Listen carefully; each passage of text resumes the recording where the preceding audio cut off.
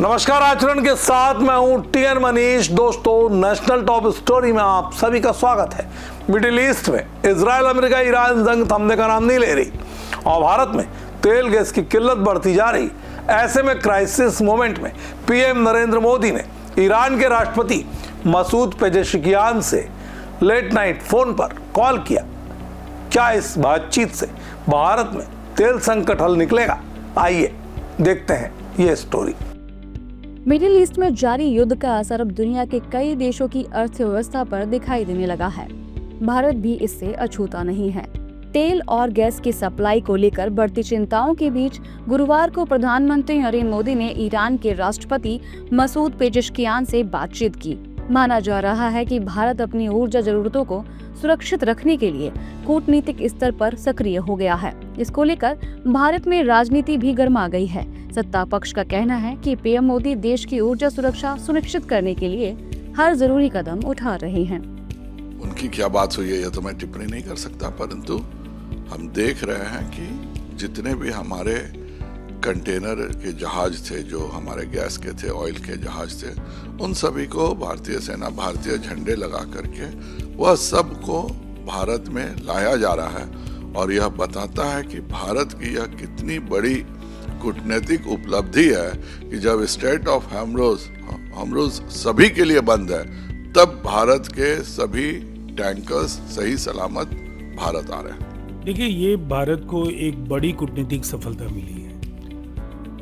भारत के प्रधानमंत्री नरेंद्र मोदी और ईरानी राष्ट्रपति के साथ जो बातचीत हुई, उसके अच्छे परिणाम निकले हैं। स्ट्रेट ऑफ हॉर्मुज़ का इस्तेमाल भारतीय जहाज कर सकते हैं और अभी 1.35 लाख मीट्रिक तेल जो है वो भारत आ गया है। दुनिया के कई मुल्कों से भी भारत की जो कोशिशें थी उसमें कामयाबी मिली और वो भारत को आपूर्ति करने के लिए तैयार है। तो कूटनीतिक तौर पर भारत के जो फैसले हैं वो भारतीय हितों के अनुकूल हैं। वहीं विपक्ष ने भी पीएम मोदी के इस कदम का समर्थन करते हुए कहा है कि पीएम को ये कदम बहुत पहले उठाना चाहिए था। देखिए, ये चर्चा ईरान से शुरुआत में अगर कर लेते तो बेहतर होता।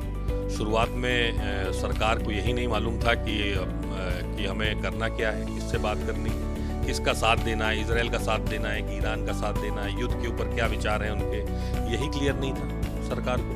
तो फिर जब सरकार क्लियर नहीं था और अब इतने दिनों बाद आप ईरान से बात कर रहे हैं, ईरान आपको याद आया, जबकि हमारे ऐतिहासिक संबंध रहे हैं हजारों सालों से ईरान से, तो अब आपको याद आ रहा है, तो ये कहीं ना कहीं बहुत देर हो चुकी है।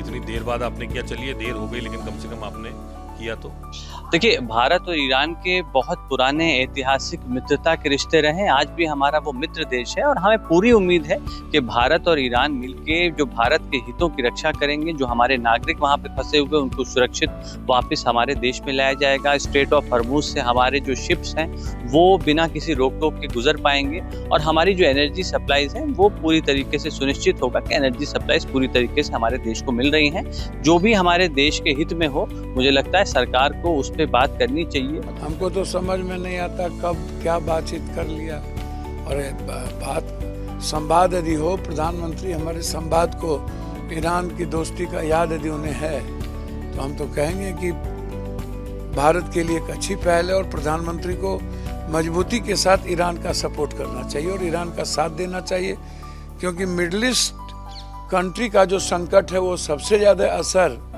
भारत पे पड़ेगा। ये चाइना और रूस और अमेरिका पर असर नहीं पड़ेगा, भारत पर सबसे ज्यादा असर पड़ेगा। मिडिल ईस्ट में बढ़ता तनाव पूरी दुनिया के लिए चुनौती बना हुआ है। ऐसे में भारत भी अलग अलग देशों के साथ संवाद और रणनीतिक समझौतों के जरिए अपनी ऊर्जा जरूरतों को पूरा करने की दिशा में काम कर रहा है। इन हालातों में पीएम मोदी द्वारा ईरानी राष्ट्रपति मसूद पेजेश्कियान से बातचीत को इस लिहाज से महत्वपूर्ण कदम माना जा रहा है। तो दोस्तों, पीएम मोदी की एक कूटनीतिक कोशिश भारत की ऊर्जा सुरक्षा, नागरिकों की जान बचाने की दिशा में अहम कदम है। फिलहाल हॉर्मुज़ से भारतीय टैंकरों का मूवमेंट जारी है, लेकिन संकट पूरी तरह खत्म नहीं हुआ। ज्यादा अपडेट के लिए चैनल को लाइक करें, शेयर करें, सब्सक्राइब करें, कमेंट में अपनी राय से अवगत कराएं। इस खबर में इतना ही। नमस्कार। देश दुनिया की सभी खबरें देखने के लिए जुड़े रहिए आचरण न्यूज से। आचरण न्यूज, हर कदम आपके साथ।